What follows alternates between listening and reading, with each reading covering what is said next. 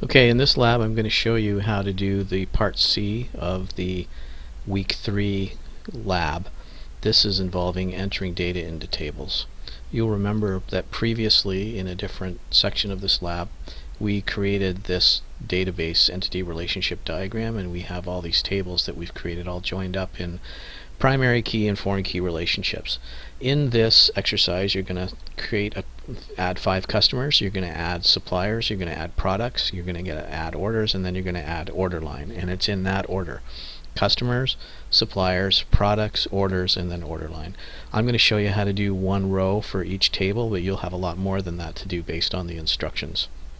Okay, so to get started we need to add a customer. Okay, the data that you have to type in is given in the lab. You look into the lab right here and you see where it says enter in these customers. I've entered in the first customer right here. Okay, you can see it's very important that you spell this the same, the primary key of customer ID, throughout the entire database, so that if you point to this table and then that customer in another table, like in the orders table, that it will actually know which customer you're talking about. So if you misspell this here and then spell it the way it's supposed to be somewhere else in the lab, you're going to have a problem, and vice versa.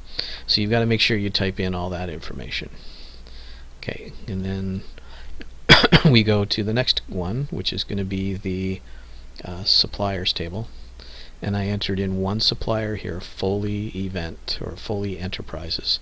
Make sure all that is typed in properly, particularly this supplier ID, because you'll use that elsewhere and it has to be spelt exactly the same in both places or you'll get an error.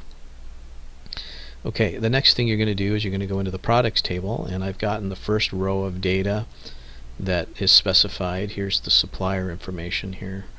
All of these products need to go in, and here's the first one, Foley's Figs. I've done that here as well. And notice this is where if you're going to get an error, it's going to happen here.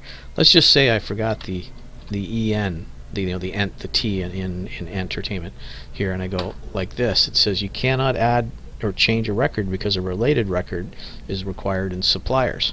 It's saying, it's telling you I don't recognize Foley Ent. If you're pointing to that supplier ID through that relationship between products and supplier, I don't know who you're talking about. Okay, they say computers are fast and dumb. Okay, so we won't know what you're talking about. So now if I put that T in there and then I move off the row, it'll accept it. And that's what I mean by IDs needing to be spelt exactly the same in both parts of the database when there's a relationship.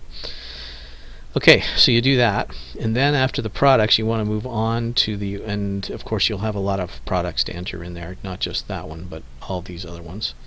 And then you've got to enter in order and then related order information in the order line table. So I've highlighted the orders here so you can see that you don't miss it.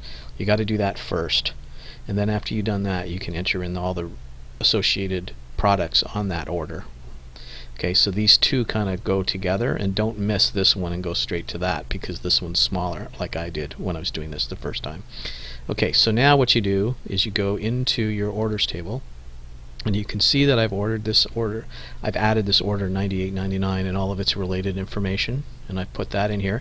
Here's another piece of related information, the Ali 4527 customer. If it's not spelt exactly like that, you're going to get an error. Just so if, let's just say I mistook a 2 for a 5. If I go like that, I get that error because we're not spelling things exactly the way they are in the customers table. That has to be spelled exactly the same way as the customer ID in the customer table if we're going to point to it. Okay, there you go. So that one's done. And then the last thing you have to do is you have to go into the order line table and enter all the different orders that are on that particular order 9899. This refers to the Foley Enterprises product, the Foley's Figs, and then you're going to have to put some other items like KP6538. So if I want to add that, KP6538, and it's got to be spelled exactly the same. This is on the same order, 9899.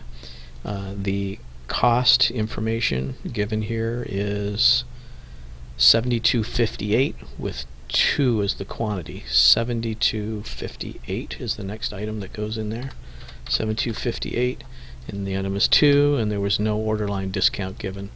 and I go to the next row. Okay, there's something wrong here, is that it's saying I don't recognize this KP6538. Do you know why that's happening? It's because I only put one product in my products table. I didn't put KP6538 in there because I was just saving time in this video. And because it's not there, you're going to get this error. So if I really want, if I want to add this row, I got to go back into the suppliers table and add product KP6538.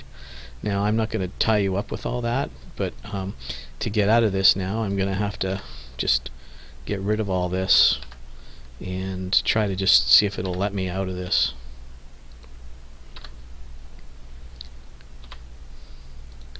It still won't.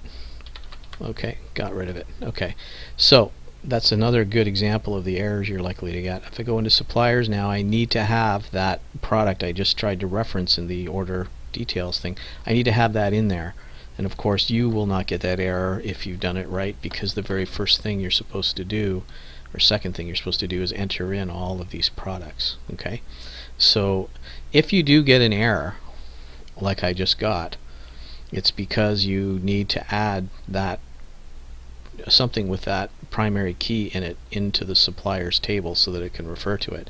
And if that product, I think it was a product, not a supplier, if that product is not in there, it's KP6538, then you're going to have to add one that has that primary key.